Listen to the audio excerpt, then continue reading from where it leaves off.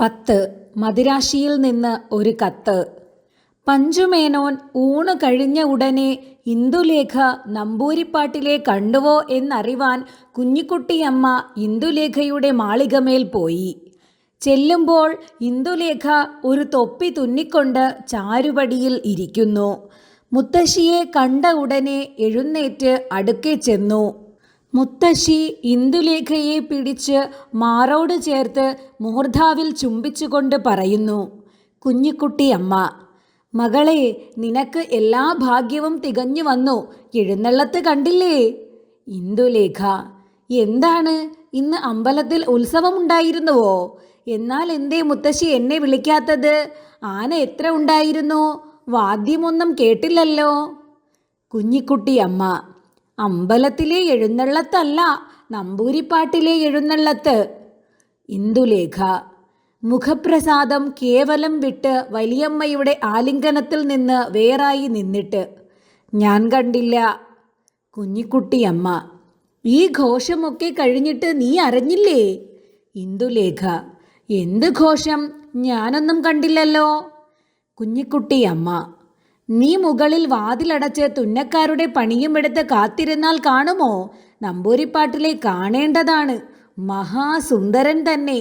ഉടുപ്പും കുപ്പായവും എല്ലാം പൊന്നുകൊണ്ട് കട്ടിയായിട്ടാണ്. എനിക്ക് 60 വയസ്സായി മകളെ.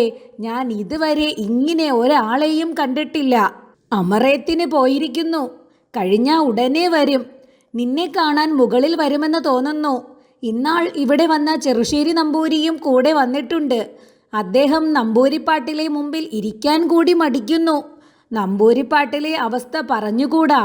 മനയ്ക്കൽ ആനച്ചങ്ങല കൂടി പൊന്നുകൊണ്ടാണത്രേ. ഇതിൻ്റെ മുകളിൽ ഒക്കെ വെടിപ്പുണ്ടായിരിക്കണേ അദ്ദേഹം വരുമ്പോൾ. ഇന്ദുലേഖ: ഇതിൻ്റെ മുകളിൽ വെടിപ്പുകേട് ഒരിക്കലും ഉണ്ടാവാറില്ല. എന്തിനാണ് അദ്ദേഹം ഇതിൻ്റെ മുകളിൽ വരുന്നത്? എന്നെ കാണേണ്ട ആവശ്യം എന്താണ് അദ്ദേഹത്തിന്? കുഞ്ഞിക്കുട്ടിയമ്മ: അദ്ദേഹം മറ്റെന്താവശ്യത്തിന് നമ്മളുടെ വീട്ടിൽ എഴുന്നള്ളുന്നു? എൻ്റെ മകളുടെ വർത്തമാനം കേട്ടിട്ട് വന്നതാണ്. മകളെ, വളരെ നന്നായിട്ടെല്ലാം സംസാരിക്കണേ. എൻ്റെ മകൾക്ക് വലിയ ഭർത്താവ് വന്ന് കാണണമെന്ന് ഞാൻ എത്ര കാലമായി കൊതിച്ചിരിക്കുന്നു. ഇപ്പോഴ് എനിക്കത് സംഗതി വന്നു. ഇതുപോലെ ഇനി എൻ്റെ കുട്ടിക്ക് ഒരു ഭാഗ്യം വരാനില്ല. പെണ്ണുങ്ങൾ നന്നായി തീർന്നാൽ അവരുടെ തറവാട് നന്നാക്കണം. നല്ല ഭർത്താവിനെ എടുക്കണം. പണം തന്നെയാണ് മകളെ കാര്യം. പണത്തിനു മീതെ ഒന്നുമില്ല. ഞാൻ കുട്ടിയിൽ കണ്ടാൽ നന്നായിരുന്നു.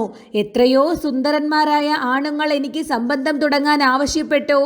എൻ്റെ അച്ഛനും അമ്മയും അതൊന്നും സമ്മതിച്ചില്ല. ഒടുവിൽ നിന്റെ വല്യച്ഛന് എന്നെ കൊടുത്തു. ഞാനായിട്ട് നമ്മളെ വീട്ടിൽ 4 കാശ് സമ്പാദിച്ചു. നമ്മൾക്ക് സുഖമായി കഴിവാൻ മാത്രം സമ്പാദിച്ചു മകളെ. ലക്ഷ്മിക്കുട്ടിക്ക് ഭാഗ്യമില്ലാതെ പോയി. നിന്റെ അച്ഛൻ കുറെ കാലം കൂടി ഇരുന്നിരുന്നെങ്കിൽ നമ്മൾ ഇന്ന് വലിയ പണക്കാരായി പോയിരുന്നു. എന്ത് ചെയ്യും? അതിനൊന്നും ഭാഗ്യമില്ല. നമ്മളെ തറവാട്ടിൽ പെൺകുട്ടികൾ എല്ലായ്പ്പോഴും നന്നായിട്ടേ തീരാറുള്ളൂ. എൻ്റെ മകളെ പോലെ ഇത്ര നന്നായിട്ട് ഇതുവരെ ആരും തീർന്നിട്ടില്ല. നിനക്ക് ഇപ്പോൾ വന്ന ഭർത്താവിനെ പോലെ നന്നായിട്ട് ഒരു സംബന്ധവും ഇതുവരെ നമ്മളെ തറവാട്ടിൽ ഉണ്ടായിട്ടില്ല. അതുകൊണ്ടാണ് ഭാഗ്യമെന്ന് പറഞ്ഞത്. ഇന്ദുലേഖ: അല്ല, നമ്പൂരിപ്പാട് എനിക്ക് സംബന്ധം തുടങ്ങിക്കഴിഞ്ഞുവോ? ഞാനിതറിഞ്ഞില്ലല്ലോ. കുഞ്ഞിക്കുട്ടിയമ്മ: ഇനി സംബന്ധം കഴിഞ്ഞ പോലെ തന്നെ. ഇത്ര വലിയ ആൾ ഇവിടെ ഇതിനായിട്ട് വന്നിട്ട് ഇനി സംബന്ധം കഴിയാതെ പോവുമോ? എന്താ, എൻ്റെ മകൾക്ക് ഭ്രാന്തുണ്ടോ? ഈ നമ്പൂരിപ്പാട് സംബന്ധം തുടങ്ങിയിട്ടില്ലെങ്കിൽ പിന്നെ ആര് തുടങ്ങും? ഇന്ദുലേഖ: ശരി, മുത്തശ്ശി പറഞ്ഞതെല്ലാം ശരി. ഞാൻ കുറെ കിടന്നുറങ്ങട്ടെ. കുഞ്ഞിക്കുട്ടിയമ്മ: പകൽ ഉറങ്ങരുത് മകളെ. ഞാൻ ആ പച്ചക്കല്ല് താലിക്കൂട്ടവും കല്ലുവെച്ച തോടകളും എടുത്തുകൊണ്ട് വരട്ടെ. നമ്പൂരിപ്പാട് ഇതിൻ്റെ മുകളിൽ എഴുന്നള്ളുമ്പോൾ എൻ്റെ മകൾ അതെല്ലാം അണിഞ്ഞിട്ട് വേണം അദ്ദേഹത്തെ കാണാൻ. ഞാൻ വേഗം എടുത്തുകൊണ്ട് വരാം. ഇന്ദുലേഖ: വേണ്ട, ഞാൻ യാതൊരു സാധനവും കെട്ടുകയില്ല. നിശ്ചയം തന്നെ. എനിക്ക് അസാരം ഉറങ്ങിയേ കഴിയുള്ളൂ. കുഞ്ഞിക്കുട്ടിയമ്മ: എൻ്റെ മകൾ കെട്ടിയാലും കെട്ടിയില്ലെങ്കിലും ശരി, എൻ്റെ മകൾക്ക് ആഭരണവും ഒന്നും വേണ്ട. നമ്പൂരിപ്പാട് വരുമ്പോൾ നല്ല സന്തോഷമായിട്ടെല്ലാം പറഞ്ഞ് അദ്ദേഹത്തിന് നല്ല സ്നേഹം തോന്നിക്കണേ എന്നും പറഞ്ഞ് കുഞ്ഞിക്കുട്ടിയമ്മ താഴത്തേക്ക് ഇറങ്ങിപ്പോയ ഉടനെ ലക്ഷ്മിക്കുട്ടിയമ്മ മുകളിലേക്ക് കയറി വന്നു. ഇന്ദുലേഖയും ലക്ഷ്മിക്കുട്ടി അമ്മയും അന്യോന്യം മുഖത്ത് നോക്കി ചിരിച്ചു. ലക്ഷ്മിക്കുട്ടിയമ്മ: നമ്പൂതിരിപ്പാട്ടിലെ വരവ് ബഹുഘോഷമായി. ആൾ മഹാവിഡ്ഢിയാണെന്ന് തോന്നുന്നു. ഇതിൻ്റെ മുകളിലേക്ക് വരവുണ്ടാവും. ഇന്ദുലേഖ: വരട്ടെ. ലക്ഷ്മിക്കുട്ടിയമ്മ: ബാന്ധവിക്കണം എന്ന് പറയും. ഇന്ദുലേഖ: ആരെ? ലക്ഷ്മിക്കുട്ടിയമ്മ: നിന്നെ. ഇന്ദുലേഖ: വന്നു കയറിയ ഉടനെയോ? ലക്ഷ്മിക്കുട്ടിയമ്മ ചിരിച്ചും കൊണ്ട്: ഒരു സമയം ഉടനെ തന്നെ പറയുമെന്ന് തോന്നുന്നു. ഇന്ദുലേഖ: അങ്ങനെ പറഞ്ഞാൽ അതിന് ഉത്തരം എൻ്റെ ദാസി അമ്മ പറഞ്ഞോളും. ലക്ഷ്മിക്കുട്ടിയമ്മ: മാധവൻ കൂടി ഇപ്പോൾ ഇവിടെ ഉണ്ടായിരുന്നാൽ നല്ല നേരം പോക്കായിരുന്നു. മാധവൻ എന്ന ശബ്ദമാത്ര ശ്രവണത്തിൽ ഇന്ദുലേഖയുടെ മുഖത്ത് പ്രത്യക്ഷമായുണ്ടായ വികാരഭേദങ്ങളെ കണ്ടിട്ട് ലക്ഷ്മിക്കുട്ടിയമ്മ: ഓഹോ, എൻ്റെ കുട്ടി, നിന്റെ പ്രാണൻ ഇപ്പോൾ മദിരാശിയിൽ തന്നെയാണ്, സംശയമില്ല. നിനക്ക് ഇങ്ങനെ ഇരിക്കുന്നതിൽ മനസ്സിന് വളരെ സുഖക്കേടുണ്ടെന്ന് തോന്നുന്നു. ആട്ടെ, ദൈവം ഉടനെ എല്ലാം ഗുണമായി വരുത്തും. ഇന്ദുലേഖ: മനസ്സിന് സുഖക്കേട് അധികമായിട്ടൊന്നുമില്ല. മദിരാശി വർത്തമാനമൊന്നുമില്ലല്ലോ. ലക്ഷ്മിക്കുട്ടിയമ്മ: ഗോവിന്ദൻകുട്ടി വിശേഷിച്ചൊന്നും പറഞ്ഞില്ല. ഇന്ദുലേഖ: ചെറുശ്ശേരി നമ്പൂതിരി വന്നിട്ടുണ്ടോ? ലക്ഷ്മിക്കുട്ടിയമ്മ: ഉണ്ട്, അദ്ദേഹവും ഉണ്ണാൻ പോയിരിക്കുന്നു. ഞാൻ പോണു. നമ്പൂരിപ്പാടുമായി യുദ്ധത്തിനൊരുങ്ങിക്കോളൂ എന്ന് പറഞ്ഞ് ലക്ഷ്മിക്കുട്ടിയമ്മ താഴത്തേക്ക് പോയി. ചെറുശ്ശേരി നമ്പൂരി വന്നിട്ടുണ്ടെന്ന് കേട്ടത് ഇന്ദുലേഖയ്ക്ക് വളരെ സന്തോഷമായി.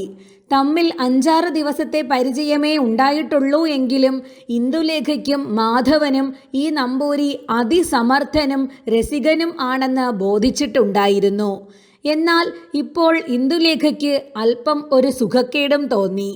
അന്ന് ചെറുശ്ശേരി നമ്പൂരിയെ കണ്ടപ്പോൾ മാധവൻ തൻ്റെ കൂടെ ഉണ്ടായിരുന്നു.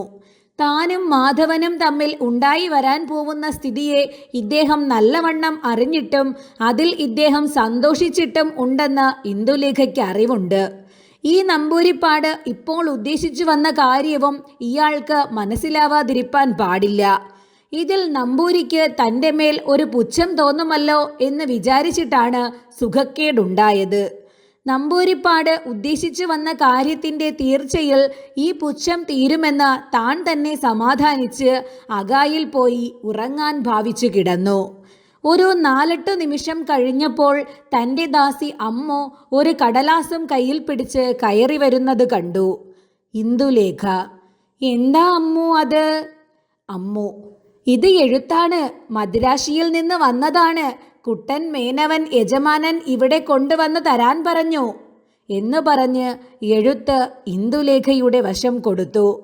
ഇന്ദുലേഖ കുറെ ഭ്രമത്തോടെ എഴുത്ത് വാങ്ങി എഴുന്നേറ്റ് വായിച്ചു. 2 എഴുത്തുകൾ ഉണ്ടായിരുന്നു. ഒന്ന് തുറന്നിരിക്കുന്നു. അതിൻ്റെ തർജ്ജമ താഴെ എഴുതുന്നു: കുട്ടൻ ഇവിടെ നിന്ന് പോയ ദിവസം രാത്രി 8 മണിക്ക് എന്നെ സെക്രട്ടേറിയറ്റിൽ നിശ്ചയിച്ചതായി ഗിൽഹാം സാഹിബിൻ്റെ ഒരു കത്തു കിട്ടി. ഞാൻ ഇന്ന് ഉദ്യോഗത്തിൽ പ്രവേശിച്ചു. കുട്ടനും മറ്റു സുഖക്കേടൊന്നും ഇല്ലായിരിക്കും. ഞാൻ മറ്റന്നാളത്തെയോ 4-ാം നാളത്തെയോ വണ്ടിക്ക് ഒരാഴ്ച കൽപ്പനയെടുത്ത് അങ്ങോട്ട് വരും. ഇതിൽ അടക്കം ചെയ്ത എഴുത്തുകൾ അച്ഛനും മാധവിക്കും കൊടുപ്പാൻ അപേക്ഷ. ഇത് വായിച്ച ഉടനെ ഇന്ദുലേഖയ്ക്കുണ്ടായ ഒരു സന്തോഷം ഞാൻ എങ്ങനെ എഴുതി അറിയിക്കുന്നു. പ്രയാസം. സന്തോഷാശ്രു താനെ കണ്ണിൽ നിറഞ്ഞു. പിന്നെ തനിക്കുള്ള എഴുത്ത് പൊളിച്ചു വായിച്ചു. ആ എഴുത്ത് ഞാൻ പരസ്യമാക്കാൻ വിചാരിക്കുന്നില്ല. ഇന്ദുലേഖ ആ എഴുത്തിനെ വായിച്ച ശേഷം ചില ഗോഷ്ഠി കാണിച്ചതും എഴുതണ്ട എന്നാണ് ഞാൻ ആദ്യം വിചാരിച്ചത്. പിന്നെ ആലോചിച്ചതിൽ ഇന്ദുലേഖയോടുള്ള ഇഷ്ടം നിമിത്തം കഥ ശരിയായി പറയാതിരിക്കുന്നത് വിഹിതമല്ലെന്ന് അഭിപ്രായപ്പെടുന്നതിനാൽ എഴുതാൻ തന്നെ നിശ്ചയിക്കുന്നു. മാധവന്റെ എഴുത്ത് വായിച്ച ശേഷം ആ എഴുത്തിനെ 2-4 പ്രാവശ്യം ഇന്ദുലേഖ ചുംബിച്ചു. താക്കോലെടുത്ത് എഴുത്തുപെട്ടി തുറന്ന് 2 കത്തുകളും അതിൽ വെച്ച് പൂട്ടി പുറത്തേക്ക് വന്നു. ഗോവിന്ദൻകുട്ടി മേനോൻ ചായ കുടിച്ചുവോ എന്നറിഞ്ഞു വരാൻ അമ്മുവെ പറഞ്ഞയച്ചു. അമ്മു ഗോവിന്ദൻകുട്ടി മേനോന്റെ അറയിൽ പോയി അന്വേഷിച്ചു. ചായ കുടിച്ചു എന്ന് ഗോവിന്ദൻകുട്ടി മേനോൻ മറുപടി പറഞ്ഞു. ഞാൻ അങ്ങോട്ട് വരുന്നു എന്ന് ഇന്ദുലേഖയോട് പറ. എന്നും പറഞ്ഞയച്ചു. ലക്ഷ്മിക്കുട്ടിയമ്മ മാധവന് ഉദ്യോഗമായ വിവരം ഗോവിന്ദൻകുട്ടി മേനോൻ പറഞ്ഞുകേട്ട സന്തോഷത്തോടുകൂടി മുകളിലേക്ക് കയറി വന്ന് ഇന്ദുലേഖയെ കണ്ടു. മകളുടെ അപ്പോഴത്തെ ഒരു സന്തോഷം കണ്ടതിൽ തനിക്കും വളരെ സന്തോഷമായി. ലക്ഷ്മിക്കുട്ടിയമ്മ: ജയിച്ചു ഇല്ലേ? ഇന്ദുലേഖ: ഈശ്വരാധീനം, ഇത്ര വേഗം ഉദ്യോഗമായത്.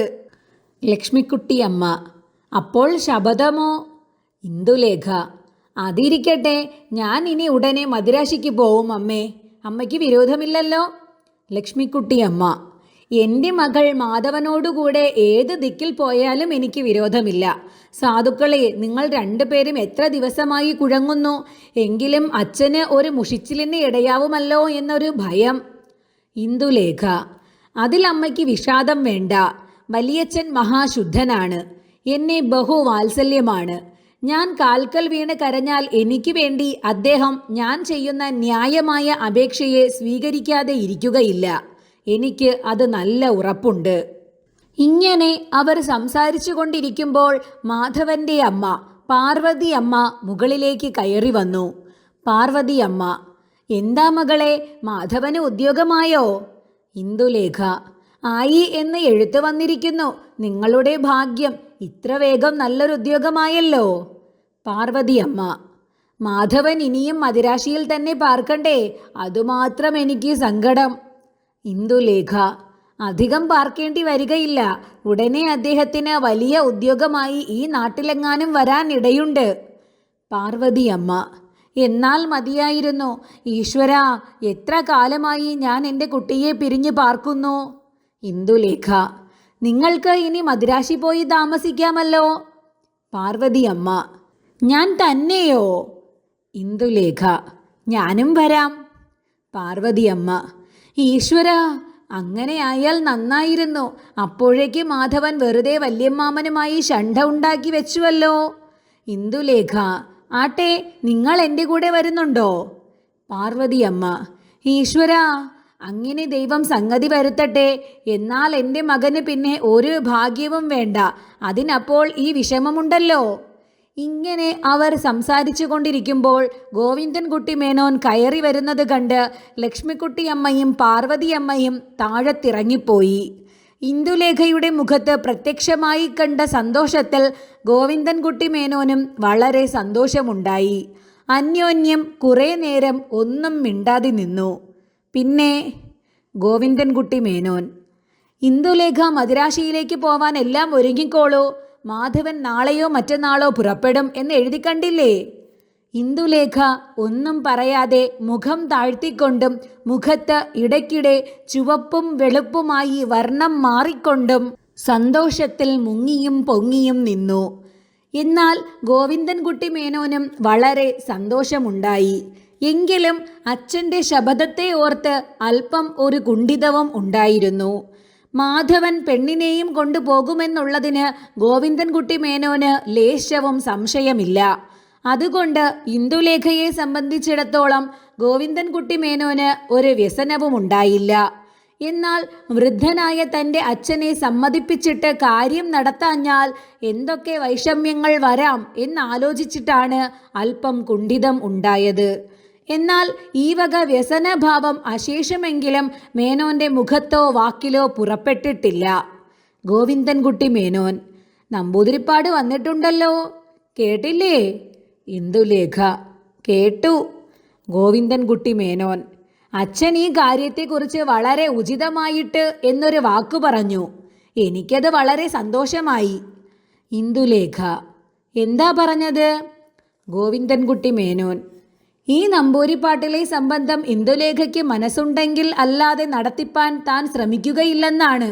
ഇത് തീർച്ചയായി എന്നോടും കേശവൻ നമ്പൂതിരിയോടും പറഞ്ഞു. അതുകൊണ്ട് ഇന്ദുലേഖ ഇനി ഒട്ടും വ്യസനിക്കേണ്ട. ഇന്ദുലേഖ: അങ്ങനെയാണ് വലിയച്ഛൻ്റെ മനസ്സെങ്കിൽ ഇദ്ദേഹത്തെ കെട്ടി വലിപ്പിച്ചതെന്തിന്? ഗോവിന്ദൻകുട്ടി മേനോൻ: അത് ഇന്ദുലേഖയ്ക്ക് അദ്ദേഹത്തെ കണ്ട ശേഷം മനസ്സുണ്ടാവുമോ എന്ന് പരീക്ഷിപ്പാനാണത്രേ. എന്നും പറഞ്ഞ് ഗോവിന്ദൻകുട്ടി മേനോൻ തൻ്റെ മുറിയിലേക്ക് പോയി.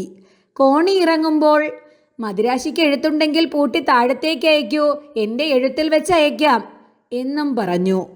എനിക്ക് ഇന്ദുലേഖയെ പരിഹസിക്കുന്നത് പ്രാണവേദനയാണ്. എന്നാലും കഥ ഞാൻ ഒട്ടും മറച്ചു വയ്ക്കുന്നില്ല.